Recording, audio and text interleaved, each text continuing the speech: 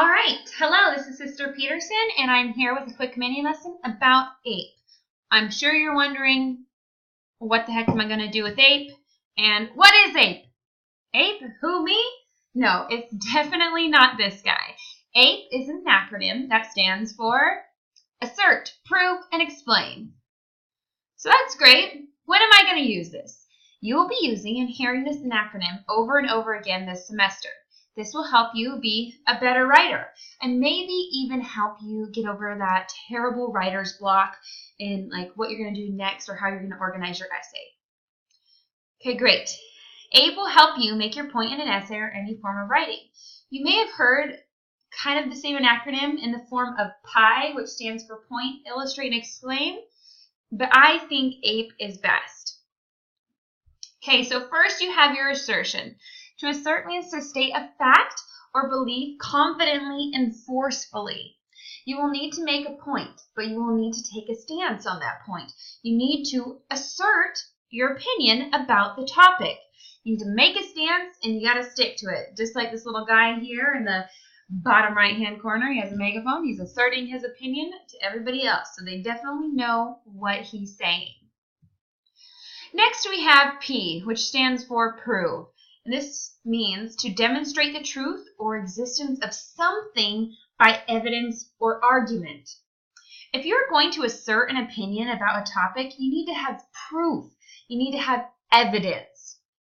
In writing, no one will believe your assertion or your opinion about a topic unless you have proof to back up what you're saying. So when you're writing, your P, your proof, your evidence is like quotes. Okay, so just remember to keep calm and prove it.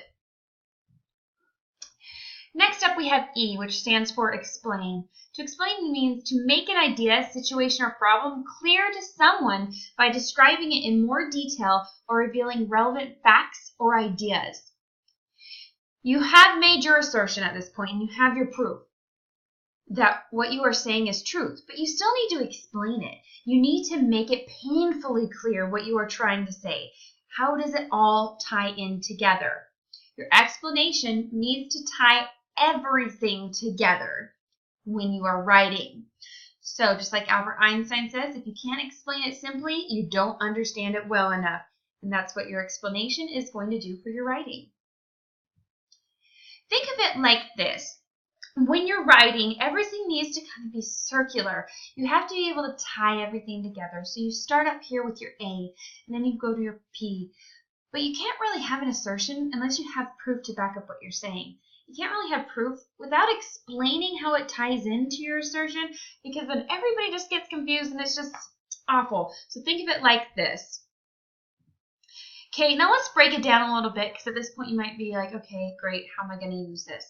So we're going to practice, and here is our mock prompt assignment. So in one paragraph, please explain why cats are better than dogs. Now, if we use APE, that will not make a strong paragraph. So let's add on to this a bit and use this to help you in your writing. Assuming that your APE, your A, your P, and your E is each a sentence long, 3 sentences is not going to cut it. So you will need to use this. T-APE-C. You're like, okay, great. This is Sister Peterson. I understand what APE stands for, but what about the T and the C? T is topic, so your topic sentence, and then you add in an APE, and your conclusion, and you have one solid paragraph. Okay, so we are going to come up with our own sentences to help with your T, APE, C to answer that mock prompt. So let's say we have our topic sentence. Cats make better companions than dogs. Okay, solid. My assertion, though, is cats have many attributes that make them far more superior than a dog. One of those attributes being that they have better hygiene. Awesome, great. How am I going to prove that? According to the Nest, cats, both wild and domestic, spend up to 1/3 of their time self-grooming, according to Animal Planet.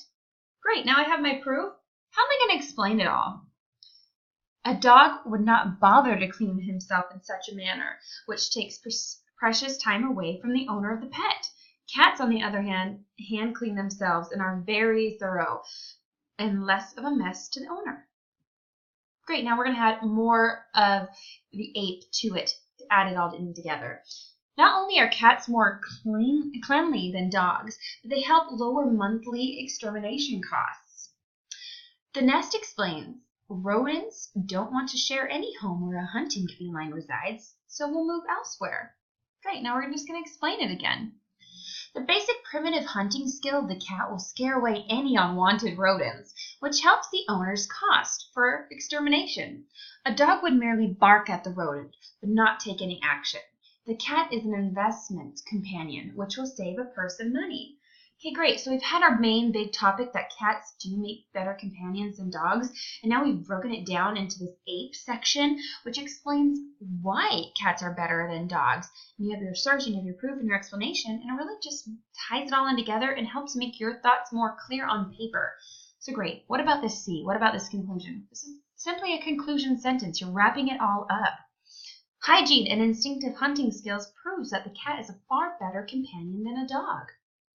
Okay, awesome. So right there we have a paragraph. It's just broken down into T, A, A, C. So if we're going to put it in the big final product, this is what it would look like. Cats make better companions than dogs. Cats have many attributes that make them far more superior than a dog. One of those attributes being that they have a better hygiene. According to the nest, cats both wild and domestic spend up to 1/3 of their time self-grooming, according to Animal Planet. A dog would not bother to clean himself in such a manner, which takes precious time away from the owner of the pet. Cats, on the other hand, hand-clean themselves and are very thorough, less of a mess for the owner.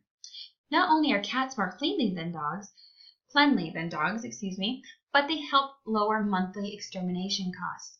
The nest explains, rodents don't want to share any home where a hunting feline resides, so we'll move somewhere else. The basic primitive hunting skills of the cat will scare away any unwanted rodents, which helps the owner's cost for extermination.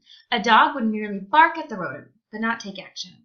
The cat is an investment companion, which will save a person money. Hygiene and instinctive hunting skills proves that the cat is a far better companion than the dog. As you see right here, we have a nice big solid chunk, nice big solid paragraph that answers the prompt. Which is better, cats or dogs, for companions, or argue why cats are better companions than dogs. Okay, if you have any questions about APE, please do not hesitate to reach out to me or email me, or even we can visit during virtual hours about how this works. Okay, and I also want you to be able to download this PowerPoint right here. And my challenge for you today is to write your own piece. Answer the prompt. Why are cats better companions than dogs? Or if you're more of a dog person, why are dogs better than cats? All right, I hope you guys have a great day. Don't forget to reach out to me. Thank you, Sister Peterson.